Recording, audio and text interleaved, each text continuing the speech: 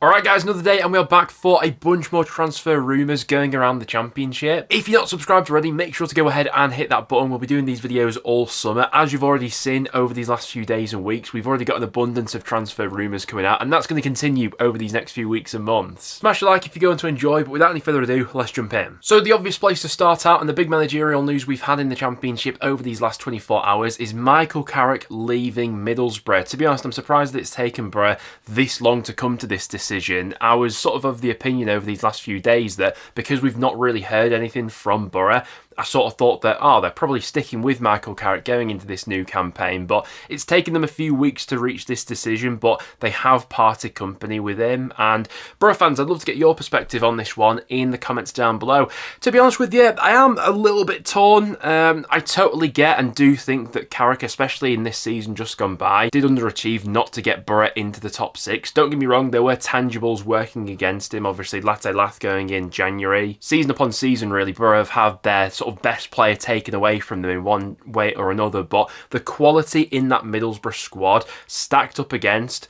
who they were fighting with to get into the top six, I do think it was an underperformance from them last season, especially when you consider the points needed to get into the top six was really quite low compared to Championship averages. So the fact that Borough didn't even make it in those circumstances was quite poor, as was the run they went on in those final few weeks of the season. On the flip side of that though, I still think Michael Carrick is a good manager. Don't get me wrong, he's made mistakes over these last couple of years, and not getting Borough into the top six in any of the last couple of seasons has been a really underwhelming sort of feeling, really, especially with how well he did with Borough when he initially took that job and got them into the playoffs. I do think that while Carrick has made his mistakes over these last few years, I don't think it will take him that long to get another job in the Championship, and I'd actually back him to do fairly well at wherever he goes in next, but sometimes you get that feeling that things can go a little bit stale. Borough clearly have lofty ambitions, and I think rightly so. And if they believe that a different manager is better equipped to getting them into the top six next season, then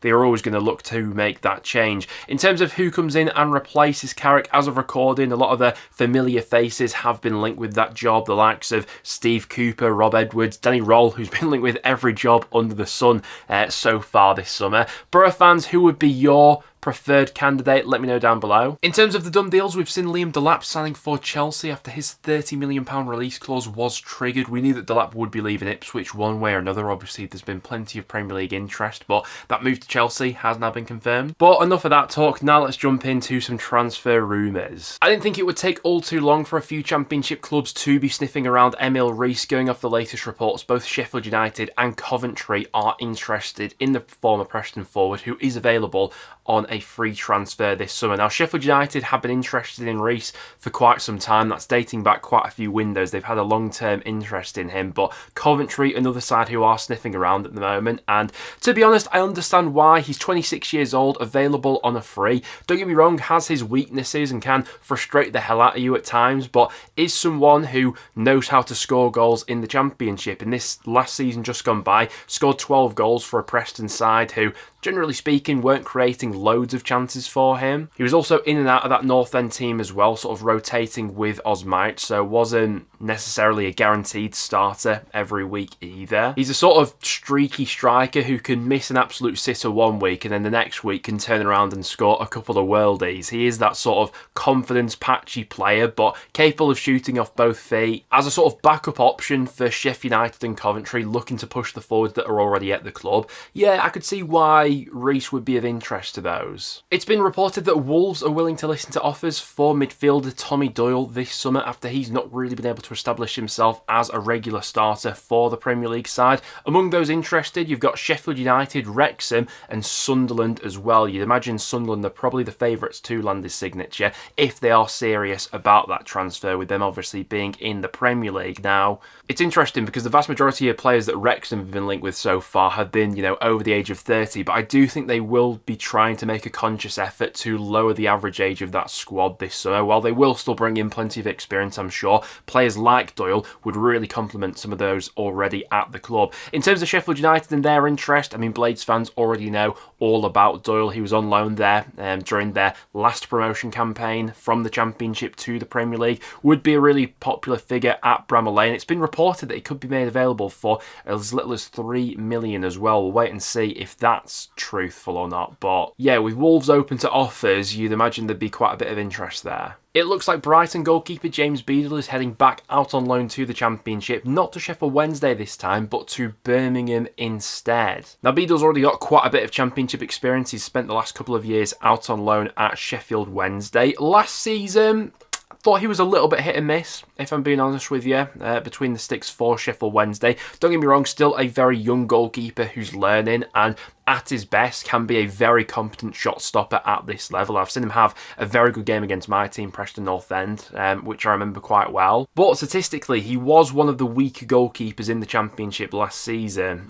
Of the starting Championship goalkeepers, he had the third worst save percentage at just 60.7% and was also the third worst goalkeeper for prevented goals as well. So still a youngster who's learning and finding his way at this level, I think it's fair to say. But when you get him at full confidence, I do think there's a good goalkeeper in there. So yeah, I'm excited to see how that loan spell goes, and they'll have a few goalkeepers at Blues there to battle it out with for that number one spot as well. And this won't be the news that Millwall fans want to hear, but Japhet Tanganga reportedly has a release clause in his Millwall contract which is worth just £1.2 million.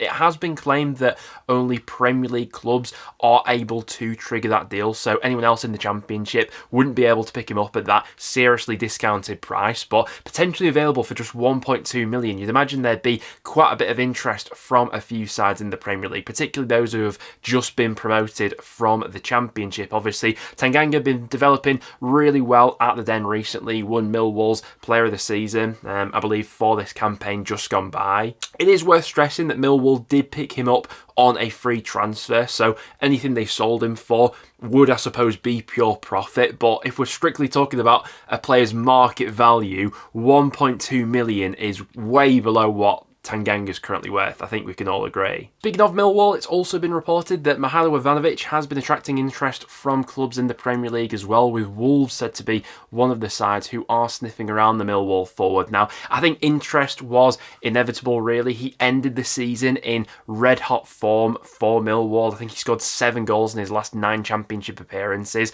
13 altogether in his first season in English football. Only 20 years old as well. There is a very good player in there. Now, whether Millwall decide to take the cash and run this summer, if a decent bid was to come in, we'll have to wait and see. I'd like to see him stick around at Millwall though, and in the Championship for at least one more season, because it feels like going into next year, yeah, he could have a really, really special campaign in the second tier. Whether or not he's ready for Premier League football yet, I'm not so sure. A few unnamed Championship clubs are reportedly keeping tabs on Alan Brown's situation with Sunderland. Obviously, after the Black Cats' promotion to the Premier League, Brown might find opportunities even harder to come by next season in the top flight. This season just gone by in the Championship, he only started in 13 league matches for Sunderland, made 10 appearances off the bench as well.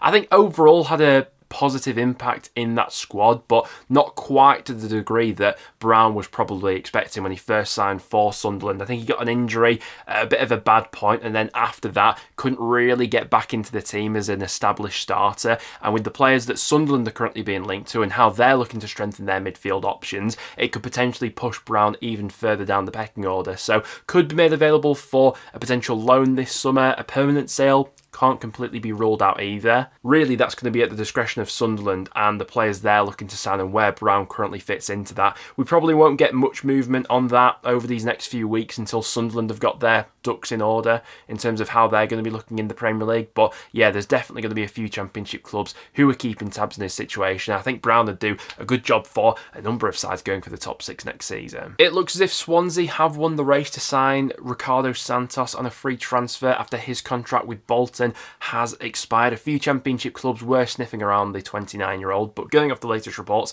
it looks like he will be signing for Swansea. It's an interesting one because a few years back he was one of the highest rated defenders in League One. He's not coming off the best of seasons, I think it's fair to say, with Bolton, but whether or not that was an off year, I suppose we'll see going into next season. Swansea are picking him up on the free transfer. You wouldn't imagine the wages would be monumental either. So yeah, let's wait and see how he gets on. A number of Championship clubs are interested in Reading midfielder Charlie Savage. He's coming off the back of a really productive season in League One for the Royals, where he got 5 goals and 9 assists across 45 League One appearances. 22 years old, so at a really good age as well. Currently you've got the likes of Wrexham, Portsmouth, Birmingham and Blackburn who have all been linked with the midfielder. Now what's worth stressing from a Reading point of view especially is they'll be keen to get as big a transfer fee as possible, particularly because Manchester United reportedly have a 50% sell-on clause in Savage's current contract with Reading. So whatever Reading managed to get for him, they'll automatically be sending 50% of that to Manchester United. So that could definitely drive up his price tag, along with a number of Championship clubs being interested. Let's wait and see if we get much movement on that over these next few days. Speaking of Wrexham, they're also interested in a deal for Danny Ward, who's available on a free transfer. Now, Wood did spend some time in the Wrexham Academy as a youngster, so would be a bit of a romantic return to the club in that sense. He never made a senior appearance for them, but at the age of 31 could be returning. Now, Ward's an interesting one because at one point of his career was really highly rated in that Huddersfield Town side, who made it to the Premier League in 2016-17, Ward was absolutely brilliant for them and played a key part in that promotion. After that, he moved to Leicester City, and I think it's fair to say that his spell with the Foxes has been quite mixed. Not really played that much football over the last 7 or so years while he's been on the books at Leicester, and when he was brought into the frame in that 2022/23 season in the Premier League, yeah, he wasn't brilliant, was he? But a move back down to the Championship probably suits him at this stage. You'd imagine he'd want to play a bit more regularly after sitting on the bench for God knows how long at Leicester. Wrexham could offer him that next season. Another experienced option being looked at by Wrexham this summer is Craig Dawson, with his contract up at Wolves this summer. As well as Wrexham, you've also got Derby in the Championship who would be interested in a deal for the experienced centre-half. Fellow Asgard faces an uncertain long-term future at Luton Town, with the midfielder unsure if he'll be sticking around for Luton's campaign in League One next season. Now obviously he only recently made the move to Kenilworth Road back in the January transfer window. It was one of the additions that Luton made in the hopes of surviving in the Championship. He came in, to be fair, I thought had a decent impact, but obviously couldn't steer Luton away from League One. Well, a few Championship clubs have been tipped to resurface their interest in the 23-year-old. If you go back to the January transfer window, you had the likes of Blackburn and Stoke who were also interested, but ultimately didn't pay the money that Wigan wanted. I believe Luton themselves paid a transfer fee of around about £3 million. So if they were to sell him in this summer transfer window, I mean, you'd expect them to want to at least break even, if not generate a bit of a profit on him. So Stoke have been one club tipped to resurface their interest in him, but whether or not they have the sort of finances to make that deal work this summer, we'll have to wait and see. The long-term future of Harry Darling is still up in the air. The defender has been offered a new deal by Swansea, but with this dragging on, it looks increasingly unlikely that he'll be renewing there, with the bulk of other Championship clubs that are interested. The latest club to be interested is Norwich City. Liam Manning looking for a reunion there potentially with one of his former players. They did work together previously at MK Dons. Along with Norwich, you've also got interest from the likes of Birmingham, Wrexham, Stoke, a handful of others who have all been interested in the defender in recent week. Like I say, doesn't look that likely that he'll be staying at Swansea. Lawrence Shankland is weighing up his options right now with the forward out of contract this summer. He's regularly been linked with a move to the Championship. A few weeks ago, links to Southampton emerged, while the latest Championship club to be linked with the forward have been West Brom. Ryan Mason, no doubt, looking to get a few attacking reinforcements in before the season starts. Shankland has been offered a new deal to stay at Hearts, but with the amount of interest, looks more than likely that he'll probably be moving on. And it's also been claimed that Ryan Mason would be keen on striking a loan deal for Tottenham youngster Mikey Moore. Obviously, he'll already be very familiar with the 17-year-old. It remains to be seen whether or not Spurs would be willing to sanction a loan deal for the teenager this season, but he's been on the periphery of that Spurs team in the Premier League this season, making 10 appearances in total, 7 appearances off the bench, 3 starts in the Premier League, a handful of appearances in the cup competitions as well. Obviously, someone who is very highly rated. A loan move out to the Championship could definitely aid his development. He get a lot more regular opportunities at a side like West Brom, and with a coach like Ryan Mason, someone that he already knows, I'd certainly be excited to see him in the Championship, but whether or not Spurs would be willing to sanction that sort of deal, we'll have to wait and see. Caelan Cole-Kadamar-Terry is being eyed up by a number of Premier League clubs. It looks like Manchester City might have won the race to sign the Sheffield Wednesday youngster. He's only 15 years old, but he's really highly rated in the Wednesday Academy. The likes of Chelsea, Everton and Man City have reportedly all lodged bids of around about 1.5 million, but it seems like City are in the driving seat to get that deal over the line. The cash flow issues currently going on at Sheffield Wednesday, you'd imagine that, yeah, they're looking for any money where they can take it at the moment. But there you guys have it, that will now wrap it up for today's video. Thank you very much for tuning in. As always, if you did go to enjoy, make sure to drop a like, and any other transfer news that we missed off today, make sure to get it in the comments down below and we'll discuss it next time. Other than that, thank you very much for watching, and I'll see you all in the next one.